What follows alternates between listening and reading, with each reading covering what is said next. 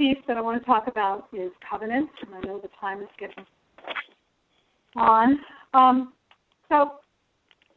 We are a covenantal faith, not a creedal faith. We share a covenant of how we try to be together and not a creed of what we all must believe together. So creating a covenant between a religious education committee and a religious educator, we do covenanting with the DRE and the congregation, and oftentimes there are covenants, staff covenants in existence where staff will spend some time thinking about, what are the expectations we have of one another. But using a covenant in an RE committee is a wonderful tool to help us really focus in on the value of being in good relationship.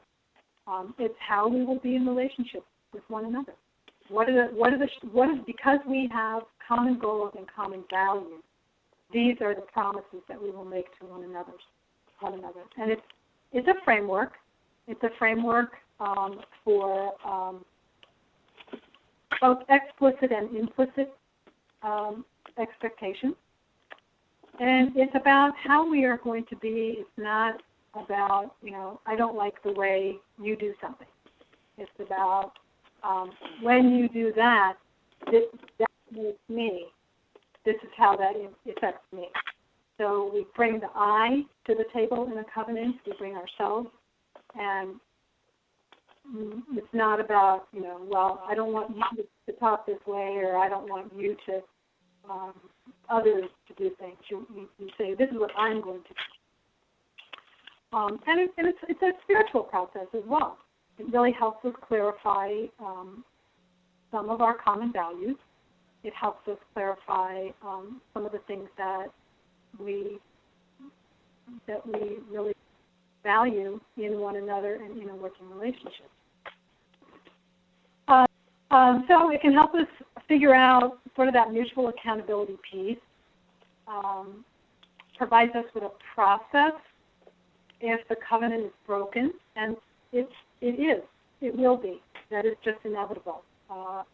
Covenant is, if it wasn't made to be broken, we wouldn't need to have them.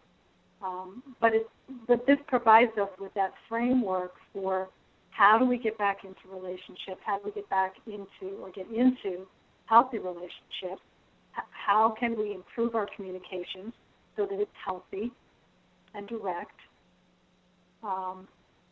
and if it's if our covenant has been broken to a point where forgiveness is called for, that we acknowledge that that's something that we're willing to work toward. It can help us acknowledge and negotiate that overlap. It may not be clear from the job description, but I'm willing to say in a covenant that I end here and you begin here. But just that clarity, again, it's another place to inject clarity into our relationship.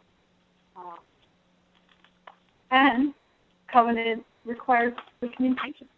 And it's a way, it provides us, again, with a framework sometimes for communicating. If we get into conflict, how will we get back at the table? How will we get back into conversation? There are some resources for you where they talk specifically about the relationship, the RE committee relationship. In addition to these resources, there is also the Administrative Renaissance module. If you haven't had the Administrative Renaissance module, I recommend that you do, because they talk about the Religious Educator Committee partnership in that module, and all of the module resources are all available on VUA.org. So if you go there and just go to the search box and search for Renaissance module resources, then go down, look for administrative. Questions?